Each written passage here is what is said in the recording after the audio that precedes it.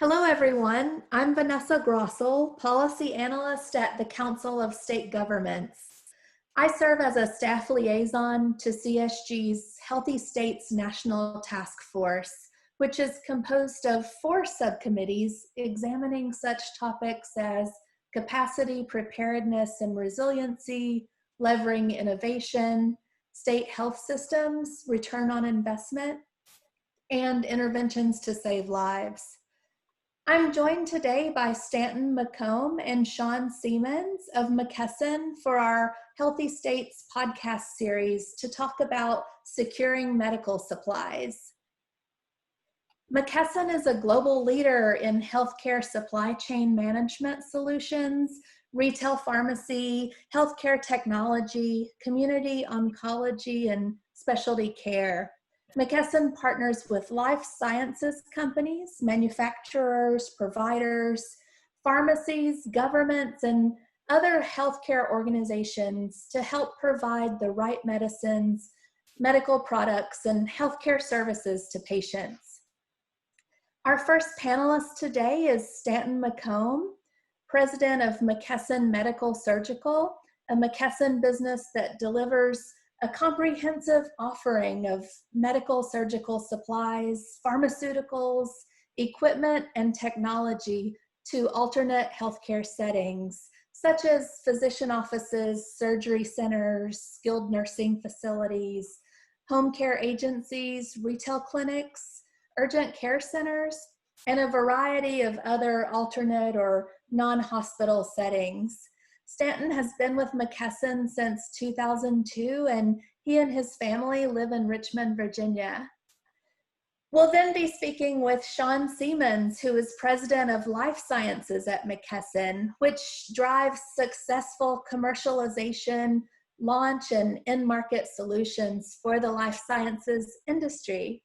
Sean oversees the delivery of integrated offerings to customers encompassing specialty pharmacy services, supply chain strategy and logistics, patient and provider engagement solutions, access and adherence services, and real-world data and evidence generation.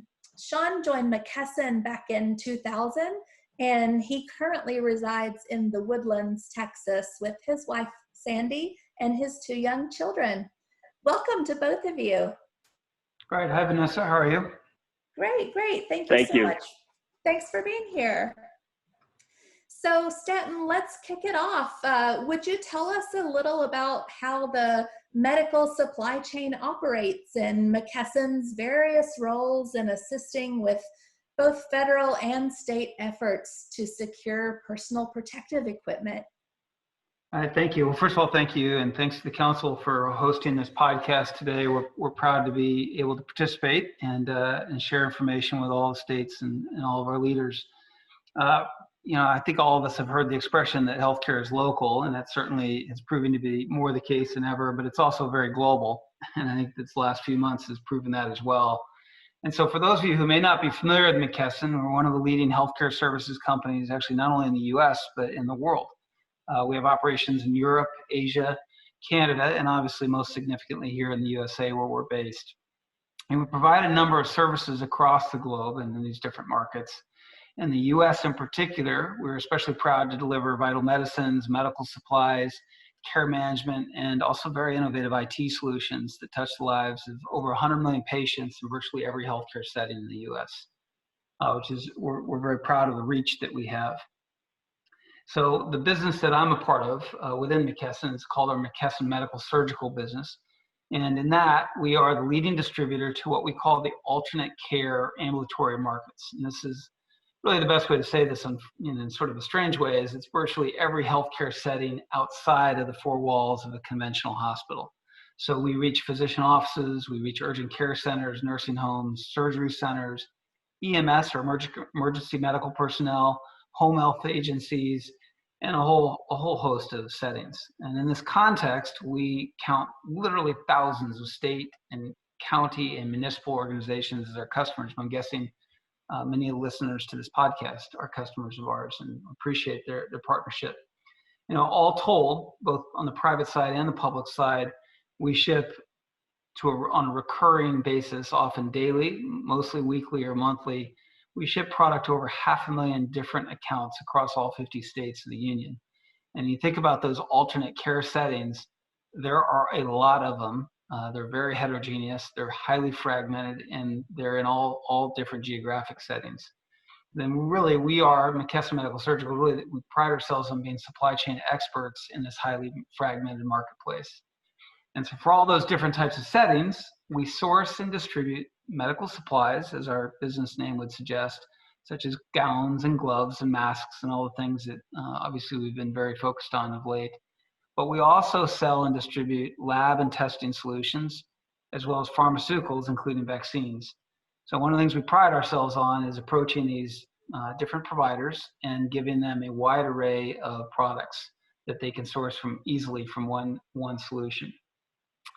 So one of the questions, Vanessa, you were asking is what's our role been during this pandemic? And given our charter and our scale that I've just mentioned, we've been very involved with the federal government in their response to the COVID pandemic. And we've also been very involved with many of you and your colleagues at the state, county, and city levels. We've helped source and deliver critical PPE and testing solutions to state entities for the past several months. We've also helped various governors and state leaders think about their own procurement and logistics strategies as they've had to, unfortunately, go to new creative areas to try to find product that's much needed. So we're proud of the work we've done together with our state partners.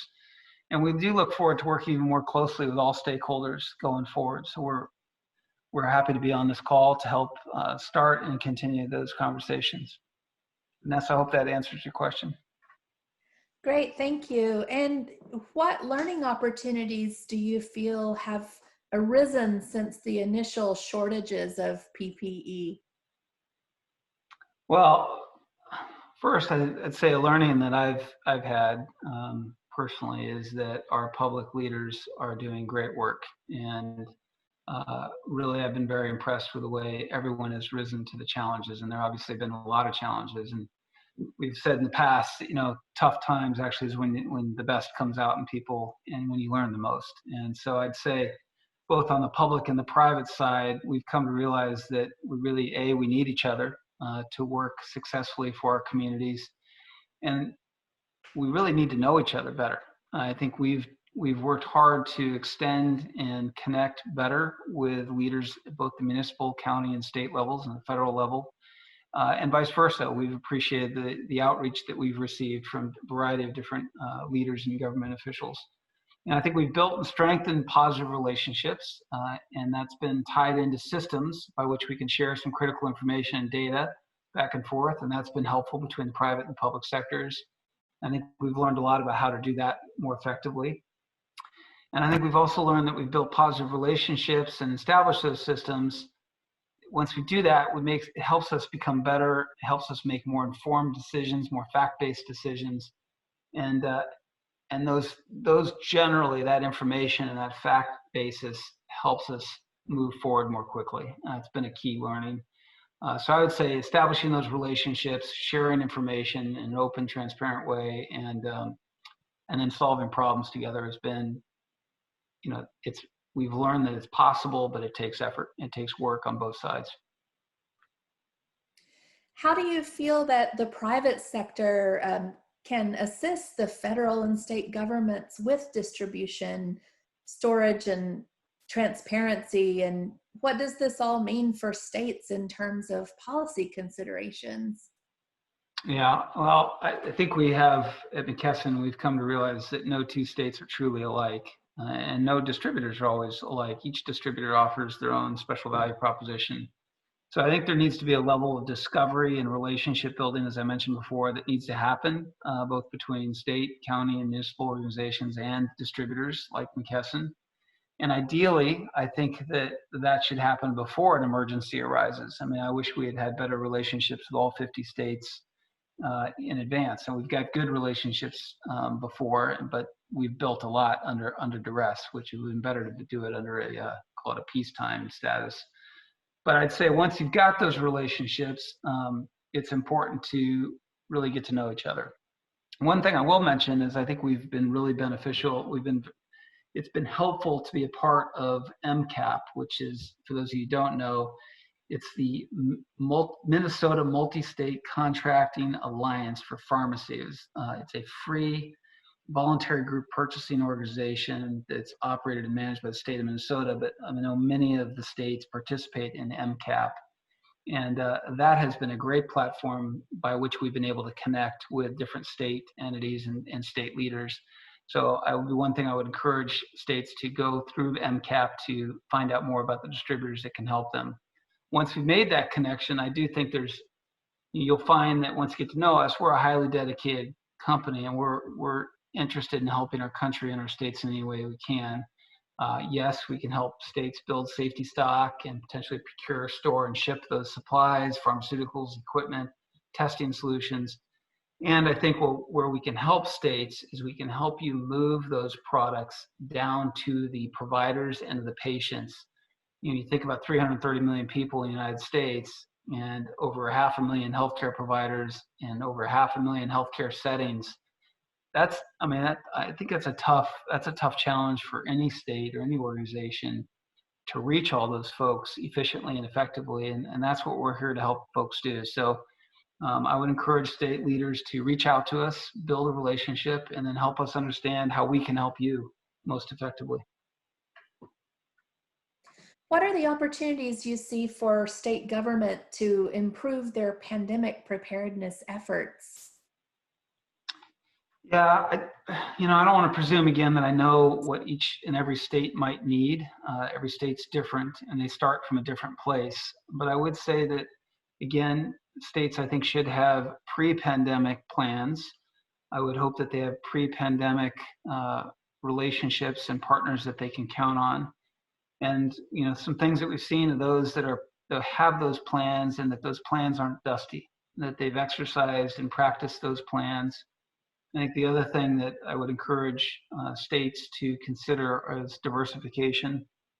Do they have a diversified set of sources and stockpiles and so forth? And we think that that's an important aspect of any resiliency program. So those are some things, but I think it starts by having a plan and having relationships and partners. And I do believe in a private-public partnership can work very effectively. We're seeing it today. Great. Well, thank you so much. I'd like to turn now to your colleague, Sean. Welcome, Sean. So glad you're with us today as well. Oh, thanks for having me, Vanessa. And I just also want to share my thanks for giving McKesson the opportunity to address the Council of State Governments. Great. We're so happy to have this opportunity to partner with both of you. Sean, would you discuss McKesson's role in vaccine purchase, storage, and distribution? And let us know how you partner with federal and state governments. Absolutely. So McKesson has a long and established relationship with all of the major pharmaceutical manufacturers of vaccines, certainly, as well as other therapies. And, we're a key partner for commercial purchase, storage, and distribution of these therapies. We're actually the largest seasonal flu vaccine distributor in the U.S., and we distribute upwards of 150 million doses of all types of vaccines annually to many settings of care. And that's hospitals, physician offices, pharmacies, nursing homes, public health clinics, et cetera. We've also got a very long history of supporting key government entities, including 13 years as the proud partner and exclusive distributor for the CDC's Vaccines for Children's program, over 15 years as the exclusive pharmaceutical distributor for the Department of Veteran Affairs, which is the nation's largest healthcare system. And each month we actually deliver more than 10 million products across all of the VA facilities nationally, as well as to the Indian Health Services and Bureau of Prisons. And then almost 20 years of service to the, or as pharmaceutical distributor for the Defense Logistics Agency. So just really a long track record of supporting key federal agencies. We also work to do everything we can to support U.S. government health priorities in times of crisis. And so just some examples there are, We were recently a member of the HIV infection reduction program, the Ready, Set, Prep program, for those in your audience who are familiar with that, as well as participating in COVID-19 pharmacy community-based testing initiative. We have a independent retail banner pharmacy network of over 5,000 pharmacies called Health Mart. So these are independently owned, but we provide a common branding. And many of those facilities are in rural or underserved locations. And so we worked with HHS to roll out a free COVID-19 testing program. We currently have about 270 or so of those pharmacy locations live, and that program is going very well. As a matter of fact, Secretary Azar visited one of our Health Mart locations in Texas just last week. Oh, that sounds fantastic. Thank you for sharing. And you mentioned the Vaccines for Children program. Can you tell us about McKesson's work with the Vaccines for Children program, as well as specifically H1N1? Absolutely. So as I mentioned, we're very proud of our involvement in this program over the past 13 plus years. And this program was established by the CDC to provide free vaccination, both your regular vaccinations, MMR, tetanus, et cetera, as well as seasonal flu, to all children in this country under the age of 19 who are either on Medicaid, underinsured, or uninsured. And so it's really a terrific program to ensure that we're keeping our national vaccination rates where they need to be. I think I mentioned we provide through this program about 80 million doses a year to over 40,000 locations across the country. Primarily physician offices where these individuals would be receiving the vaccination or regularly seeing a doctor. But we provide, we also service many other types of locations. In 2009, during the H1N1 pandemic, we worked with the CDC to orchestrate a centralized government-run mass vaccination program in a public-private construct that proved very effective. The program is actually now referred to as the centralized distribution model, and it was very valuable in that it provided an organized and centrally controlled approach to vaccinating a large number of people in a very short period of time. And just to put some highlights to that, at that time, HHS procured over 140 million doses from 5 manufacturers, all for the H1N1 vaccine. And they also procured ancillary supplies needed to administer the vaccine, so syringes, needles, alcohol swabs, et cetera.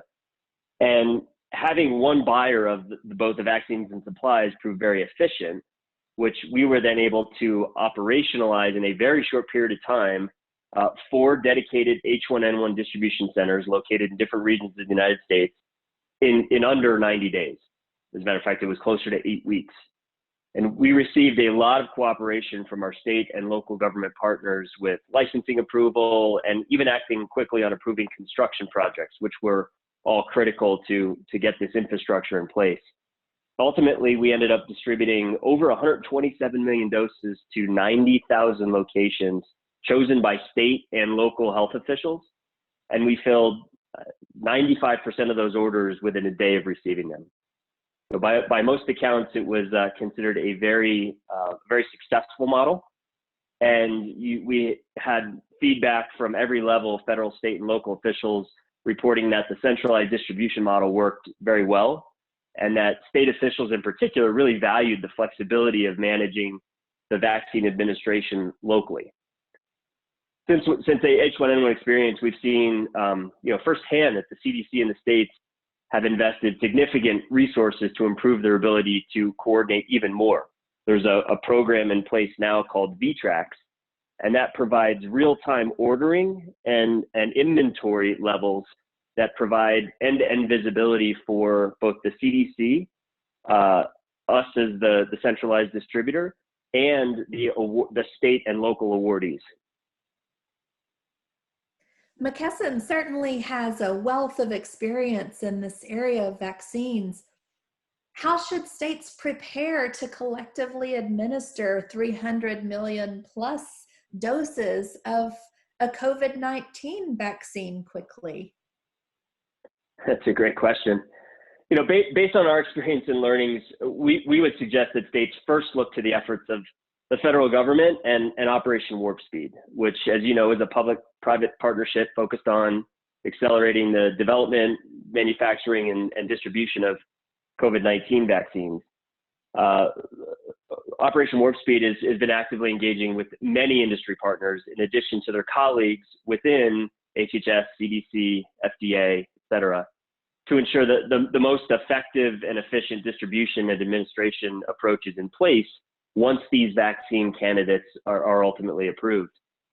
And it's our belief that a strong connection to and a tight coordination between Operation Warp Speed and the various state and local agencies will really help ensure vaccines, once available, get to the targeted locations and populations in alignment with the greatest needs. So there's been a lot of conversation around, where do these limited quantities of vaccines, likely at the start, where do they go first?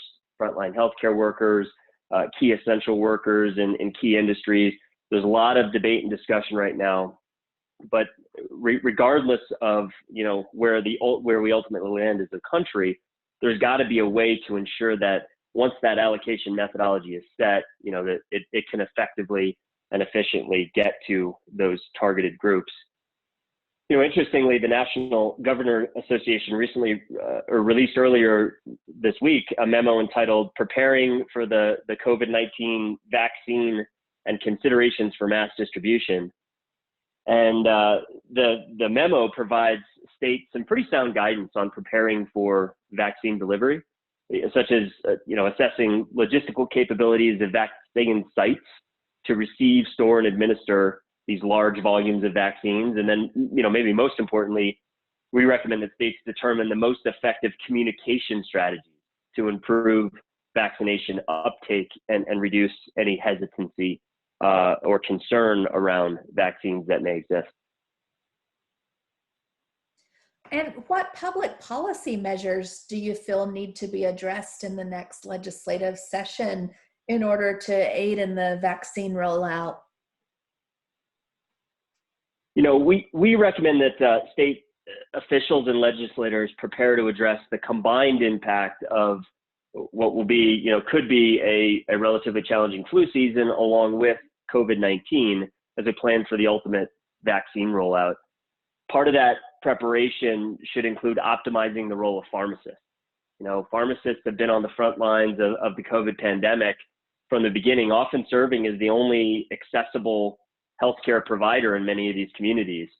And the challenge is that state scope of practice limitations may hinder their ability to provide COVID vaccinations and other critical services during this flu season, such as even flu shots, flu, and strep tests.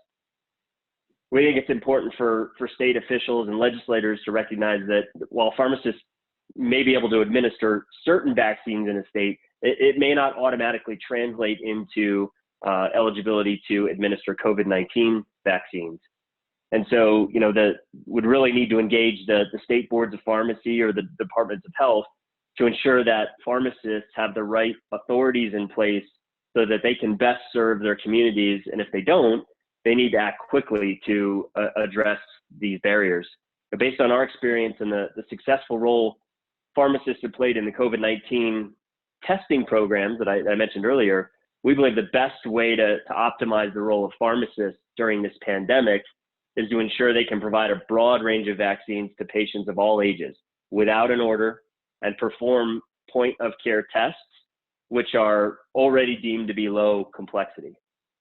The other thing is it's important to ensure that pharmacists are appropriately reimbursed for providing these critically necessary services to patients. And, we would be more than happy to put folks in touch with policy experts that can provide additional guidance on how to navigate this within the specific state boards of pharmacy. Great. Thank you both for joining us today.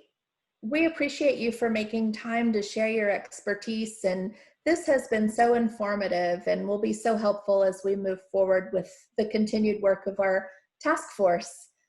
I'm Vanessa Grossel at CSG headquarters in Lexington, Kentucky, and I've been speaking with Stanton McComb, president of McKesson Medical Surgical, and Sean Siemens, president of Life Sciences at McKesson.